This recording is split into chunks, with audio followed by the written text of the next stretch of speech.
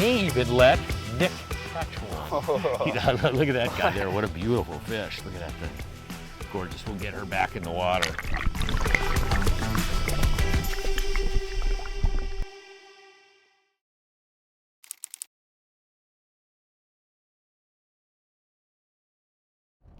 You know, over the course of a year, I do a lot of seminars, and I always have people ask me, what do you do on your days off? You know, since you make your living fishing, all you do is fish, so on your days off, you do something else.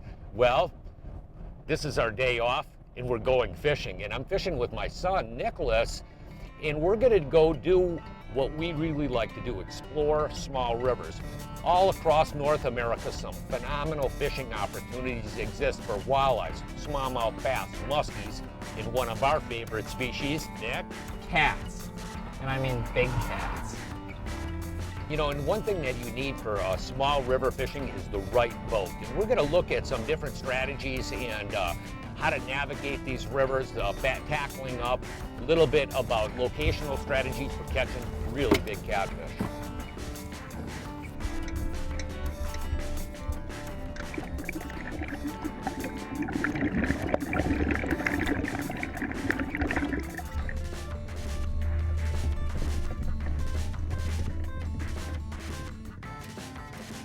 Now we're just getting into some really super skinny water. One thing that's really critical about small river fishing is having the right boat. This is the smallest boat we have in the Angling Edge fleet, and this is a 1650 Rebel XL.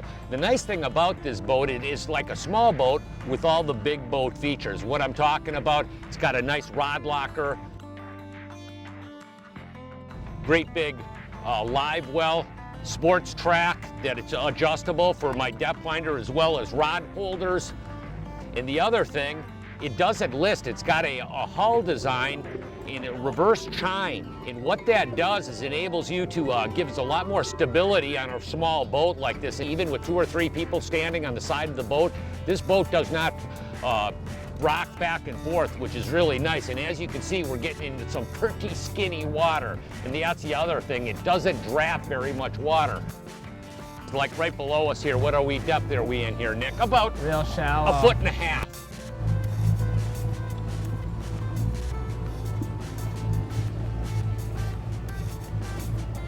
With the power trim, you can actually cruise some pretty shallow water.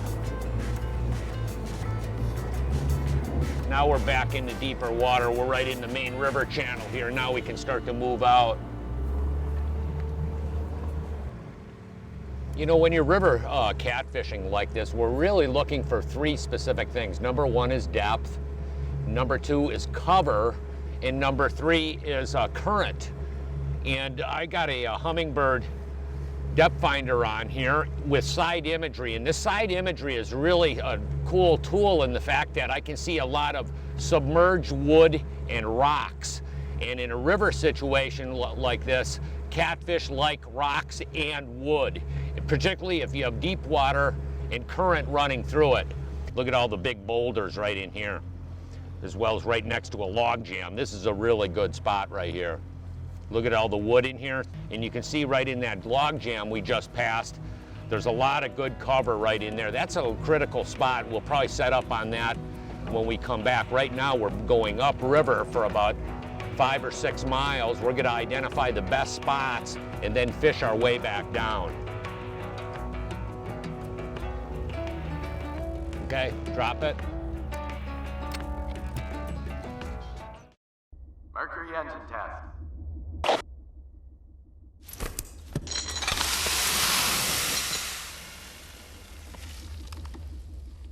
Corrosion protection you can rely on. It's good to have Mercury behind you. Where are we headed? Rocks! Better go with the swinging rugby jig. I know what to do, thanks. It's articulated, swinging head. Let soft plastics move naturally and freely. I know, I designed it. Plus, it's got that extra long Z-bend hook that you love. And it's got... Hey, little help here? Oops, I'm sorry. Did you say something? Come on, help me. Turn this bag over. Why take chances with your engines? Protect them from neglect, wear, and tear the easy way. With Seafoam motor treatment, Seafoam helps to maintain top engine performance by removing harmful deposit buildup from your engine and fuel system. Control moisture in gas and diesel, stabilize fuel for up to 2 years, and lubricate your engines to start easier, run cooler, and last longer. Trust all your engines to Seafoam motor treatment, the choice of mechanics for over 70 years.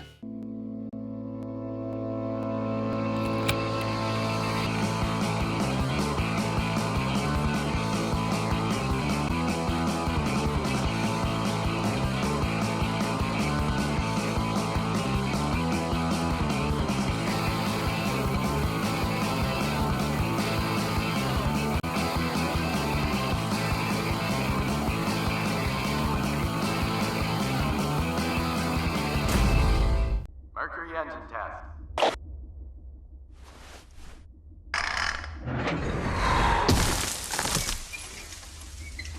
Toughness you can rely on. It's good to have Mercury behind you. Closed captioning provided by Northwest Ontario, Canada.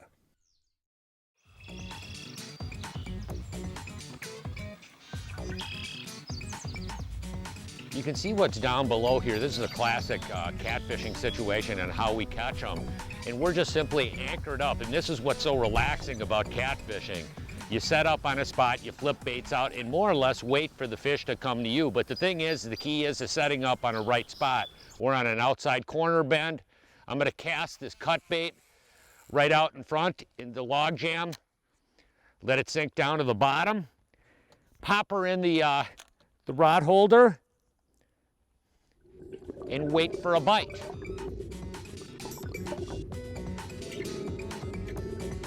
It might seem sort of weird that we're using this really brightly colored orange line, but it's actually super, super nice for identifying strikes.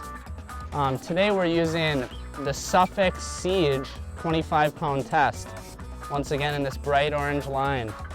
And that has to be one of my favorite lines for catching these big cats. Whoop, there's one. Size?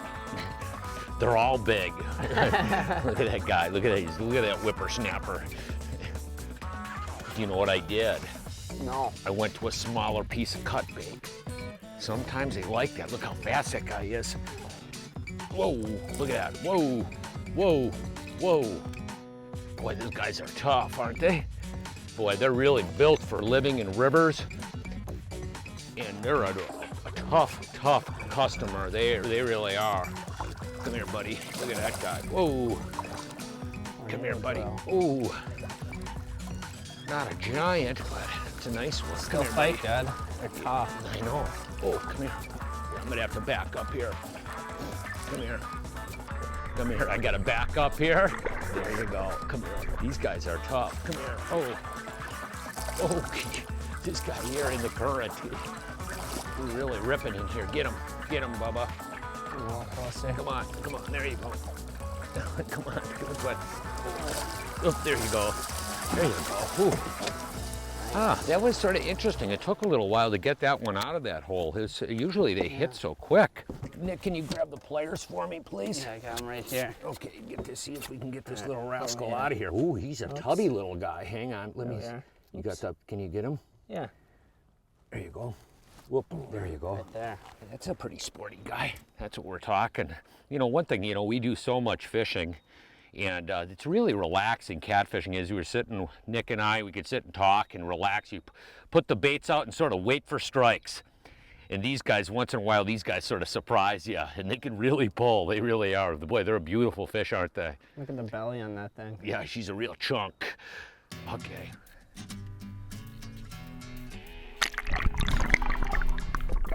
One thing you get in a small river environment like this, it's sort of relative because the majority of this river is probably about 1.5 to 3 foot deep. And so the holes in here are anywhere between 6 and 8 foot deep. And the interesting thing is they're actually a lot of times very, very small. And that's where those fish are really positioned at. And so you got to make sort of accurate anchoring so you can position your baits right. If you look in back of us here, we're in a really critical spot here.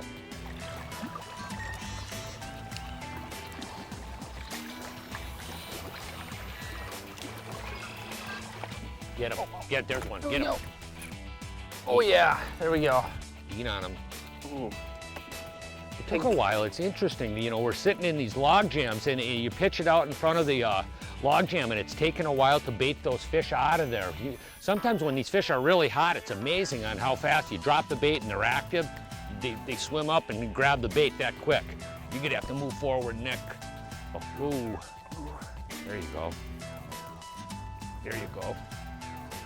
There you go. Look at that size of that one. That's a mule. Holy mackerel. Look at the size of that one there. Look at that. Okay, go up farther. There you go. There you go. Oh, now you're talking. Oh, now you're, okay, come here, buddy. Oh, there you go. Look at Nice. What? Now that's a big one. Holy mackerel. Look at that guy. He's filling up the net really good. Look at that. What a beautiful fish. Look at that darn thing. Big head, big head.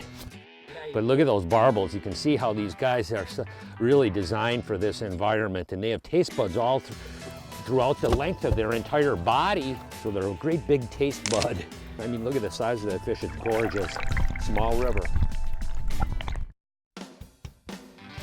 This is the finest fishing boat I've ever been in my life, and I'm so proud because I'm the owner of this one. As far as fishability with this boat, I'm not limited to one specific type of species. For me overall, it's a fantastic boat. My job is simple when I'm guiding. It's to find fish and to catch fish, and to be successful at it, you need boat control, and Lund boats, they're second to none. It's like I went to the factory, they put me in the seat and they said, what do you want? And they built it around me. This is a fishing machine.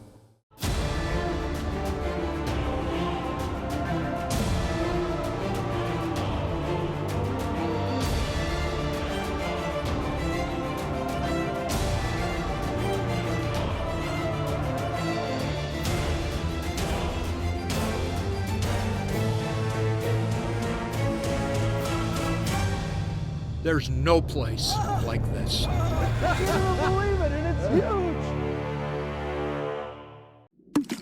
Oh, there he is. Hey, you. Yeah. Fat boy, you can't get none of this. Look at me. I got moves. I go left, I go right, I go left again. Watch it. Oh, there it is. Psych! I'm so erratic, I don't even know where I'm going. Come on, Chubby Cheeks. Come on, Bucket Mouth. Come get some of this. I can do this all day long. Look at me. Watch this. Come on. Your mama's so fat that she can't get out the fish net. Ow! I'll give you that one. For years, they've quietly taken you where the fish are. But now the silence is about to break. With the incredible new iPilot Link, your Minn Kota and Humminbird can communicate with each other. So you can hold on a spot like an electronic anchor. Record and return to waypoints and paths. Follow any Lake Master depth contour and more. All automatically and all from your Humminbird or the Link remote. They talk and you'll be speechless. The Edge is presented by these and other fine sponsors.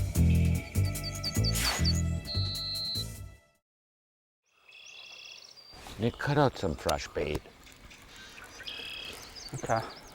You want me to do two? What? You want me to do two of them? No, just in this heat, I'd only do one. Okay.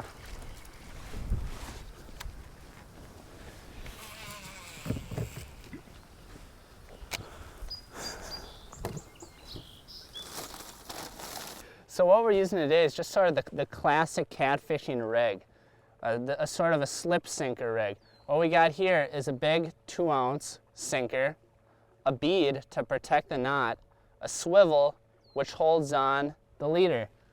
Leader length can vary a little bit based on how much cover you're fishing around. If there's a lot of cover, you want a shorter leader so you're not getting caught up as much. What we've been throwing today is big chunks of sucker of varying size. Just like fishing for any species, changing size can make a huge difference on the amount of bites you're gonna get.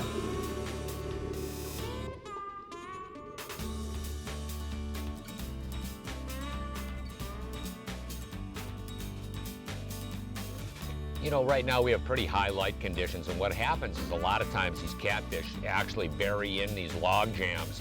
This has a lot of current in there, there's a lot of cover, and what we're doing is taking cut bait and throwing it out in front of the log jam, and it's sitting on the bottom, and that scent is being dispersed back into the log jam, and hopefully we can bait them out. The interesting thing is when the fish are really active, you'll put that bait out in front of that log jam, in a matter of a minute or two, that fish finds the bait. There's one. There we go. Come here, buddy. Oh, there you go. There we go. These boys are tough. Look at that guy there. You're gonna have to get the net, Nice. Nick. Yeah. Come here, buddy. This guy here, he's acting like Mr. Bullhead here. Whoa. Dude, that's a good one. Here, let me see if I can get this guy. Okay, Nick, I'm gonna take him on the right-hand side here. These guys here, you get them in this current, is really something. Come here. Good, there you go. Come here. Oh. There you go. Get him? There we go, yep. Ooh, that's a big boy. Look at that. It's a real there we net go. bender. Coming up next, we're gonna look at some really key accessories to catch more channel catfish, and I may even let Nick catch one. Look at that guy there. What a beautiful fish. Look at that thing. Gorgeous. We'll get her back in the water. That's a big-headed one. Look at that guy. Come here, buddy.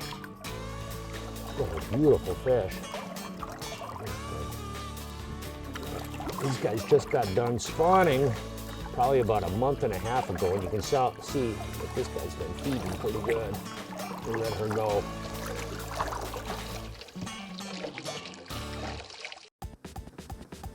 These days, the cost of fuel to fire up the outboard is increasingly putting a dent in one's wallet. But there is a few things you can do to put more bucks toward lures that go in your tackle box and less for gas in the tank. Two of the easiest fuel savers are properly trimming your motor and what RPMs you run your boat at. By trimming the boat to optimum bow attitude, you lift more of the hull out of the water, which will allow it to travel faster with less resistance. And by running it at optimum RPMs, you'll get the best MPGs. Look at this performance summary from Mercury Marine's Boathouse Bulletin webpage. They've tested hundreds of different boat models and sizes with different Mercury engines and propellers for peak performance. Here's the exact boat and motor I'm running today. Lund's 1650 Rebel XL with Mercury 60 EFI 4-stroke and a Spitfire prop. As you can see from the chart, at 1,000 RPMs, you'll be going only 3 miles an hour with an MPG of 10. At 3,500 RPMs, you're down to 5.4 MPGs. But at 4,500 RPMs, your boat will be on plane. And being properly trimmed up, you're back up to 8.2 MPGs. Any speed faster than that, and you will slowly lose mileage.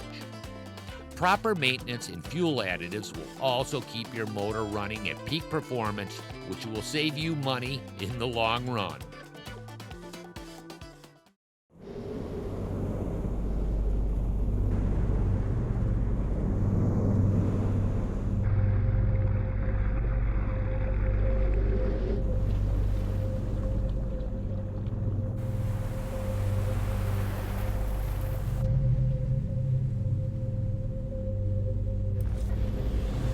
All fishermen are created equal.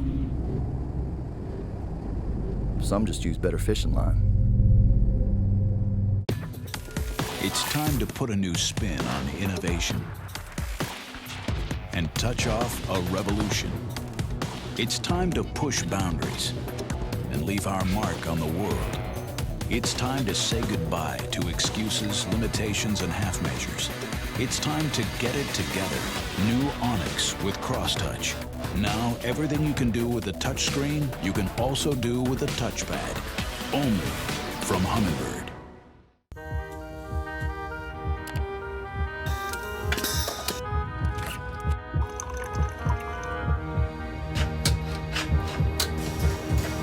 First one. Oh, big one.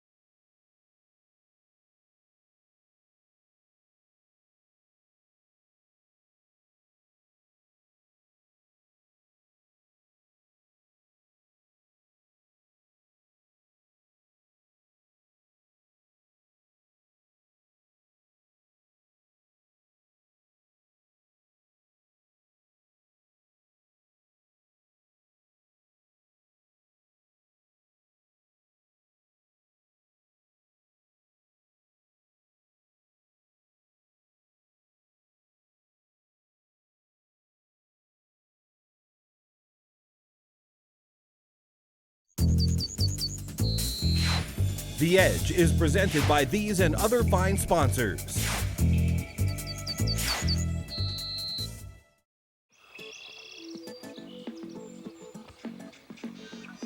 It's not that uncommon to catch, 3 to 4 or 5 fish out of one log jam. It's just the size of these fish. These are pretty good sized fish. When you move throughout the river, there's really key areas. And the interesting thing is the way the rivers change after year. Every time you come, that some new log jams fall, and then some of them, deteriorate and disappear. So every year, the rivers, they have like a changing complexion. Sandbars move around. It's sort of exciting though with the size of these guys. That's the biggest thing. These last couple of them we got were good ones. Yep. Got them? Yep. There you go. Now, yeah, lean on them. Get him out of that wood. Come on, big boy. I'm leaving my He took it. What? He absolutely took it. Yeah. Oh, this is gonna be a tough battle here. Going upstream. Wow. You got a real horse on here, Dad. What? Got a real horse on Last here. couple of them, there's some big, real sporty ones in here. Watch it. These guys are really fast. I know, they really fly.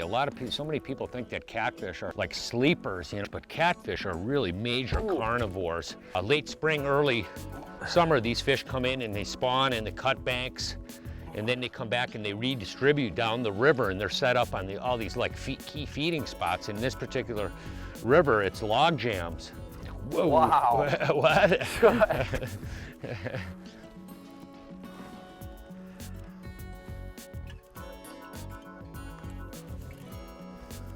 I need a net boy here. I'm ready. I'm ready for the net. Hey, Mr. Extendo. Wow. Wow. I'll have to go down river here. Why don't you go up river here? Okay. That's probably the right strategy. Dad. Yeah, what? I got him. Don't worry, I got him on the first shot, too. See, that's the big You're deal. so impressive. What? I gave you such a long shot. Let's get her back. All right, let's get this big girl back.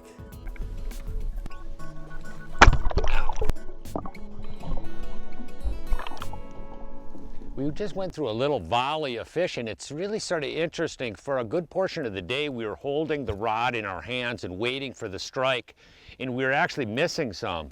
And what we did is actually just took the rods and put them in the rod holders, and we've actually been catching more fish that way. And what you do is just sit there and wait for the rod, all of a sudden just start bouncing, and it seems like what we were doing is simply just setting the hook too fast. Oh, there you are. Yeah.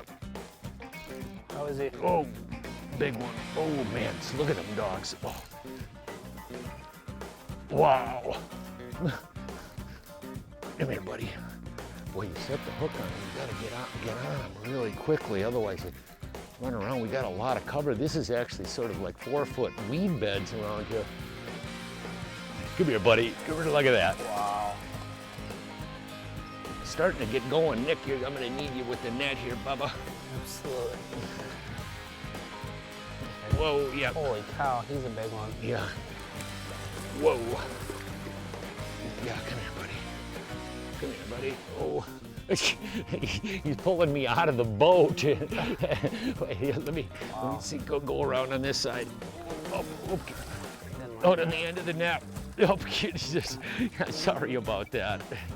He's just sitting there. These guys are tough. What? I know. I'm trying to get close to him. He's. Oh, stupid. Man, that was a bad one. We're going to have to send you back to net school. What? There we go. Ooh, now you're talking. Look at that. Boy, yeah, you're right about that. He is a real net bender there. That boy's a real animal. Boy, they really pull hard. Boy, are they fun to catch. I'm not kidding you. Serious. These are really serious fish. Look at that guy. Look at that. Beautiful fish.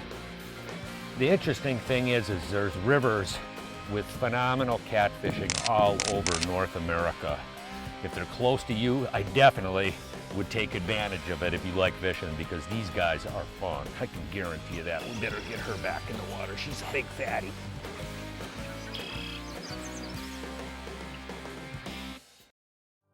Hey, two important parts of my daily life are fishing and the Word of God. I read a lot of books about the Lord and things to do with the Bible that impact my thinking. This is a good read by Andrew Womack. It's titled The Christian Philosophy. Everyone has a philosophy. It's the lens through which they view the world and make decisions. I'll just read you some snippets right at the very beginning of it. I found it fascinating. Whether you realize it or not, you have a philosophy or a way of looking at life. It's an attitude that has been formed by the way you were brought up, by the experiences you had, and by the things you've learned. Through all of those things, you have formed a way of seeing life that largely predetermines your responses and even your experience of life. Goes on to say, my Christian philosophy has caused me to filter information differently than the world does. The world is trying to say the Bible represents an outdated standard of morality. They want to pretend that we've evolved beyond the Bible and now we should just embrace life. If you aren't seeing the fruit of your life the way you'd like to see it, then all you have to do is change your way of thinking in your heart and adopt God's way of looking at life. Once you do that, the fruit will come. Something to think about this week. Hey, from all of us here at The Edge, you have a good, safe fishing season. We'll see you in the water.